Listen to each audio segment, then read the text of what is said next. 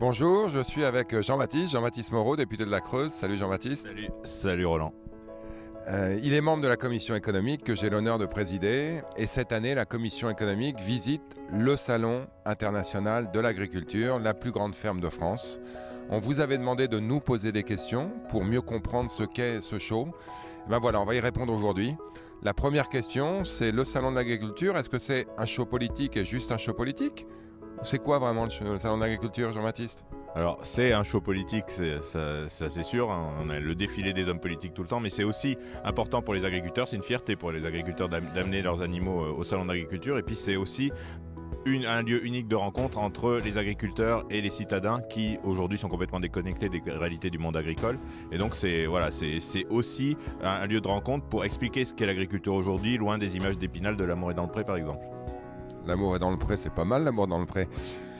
Jean-Baptiste, tu es le rapporteur en fait de la loi agricole qui va bientôt être en discussion. On me pose beaucoup de questions sur l'organisation des filières et on parle notamment d'acteurs très importants qui d'une certaine manière déséquilibrent les filières et rendent la relation entre le producteur et le consommateur complexe et surtout ne bénéficient pas aux producteurs.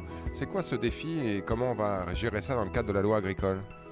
Effectivement, et le discours du président de la République, lors de sa vœux aux nouvelles générations d'agriculteurs, a bien mis en exergue cela, c'est-à-dire qu'on a une grande distribution excessivement concentrée, on a une industrie agroalimentaire très concentrée elle aussi, et face à elle une production qui est, dispersée façon puzzle, c'est-à-dire avec beaucoup d'acteurs qui ont globalement peu de liens entre eux. Donc il faut absolument déjà, en dehors du cadre législatif, avoir des organisations de producteurs et des associations d'organisations de producteurs de façon à massifier l'offre et d'être soudés pour aller aux négociations avec la grande distribution et les industries agroalimentaires. Et puis le cadre de la loi va permettre d'avoir une contractualisation basée sur des coûts de production, parce qu'aujourd'hui les agriculteurs vendent en dessous de leurs coûts de production.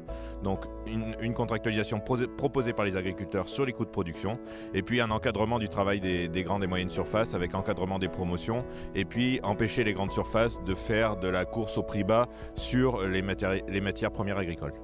Alors on le sait, les agriculteurs ont du mal à vivre de leur métier. Ils ont aussi du mal à vivre après leur métier. Est-ce qu'on va faire quelque chose pour les retraites des agriculteurs ? Alors oui, il y a une mission qui a été confiée à Jean-Paul Delevoye là, qui va avoir pour but de proposer une réforme complète de toutes les retraites, pas seulement des retraites d'agriculteurs, mais aussi des retraites d'agriculteurs qui effectivement aujourd'hui atteignent péniblement les 750 € par mois, donc c'est notoirement insuffisant. Donc Jean-Paul Delevoye est en train d'auditionner les différents acteurs pour mettre en place une réforme de la retraite au deuxième semestre 2018 a priori. Bon, la question la plus importante, c'est ton 20e salon de l'agriculture. Quel est ton meilleur souvenir de salon de l'agriculture en France ? Indubitablement, c'est la fois où j'ai pu amener une vache au salon de l'agriculteur qui venait de mon propre élevage. T'es venu à pied ? Non, quand même pas, faut pas exagérer. Bon, merci Jean-Baptiste. À bientôt.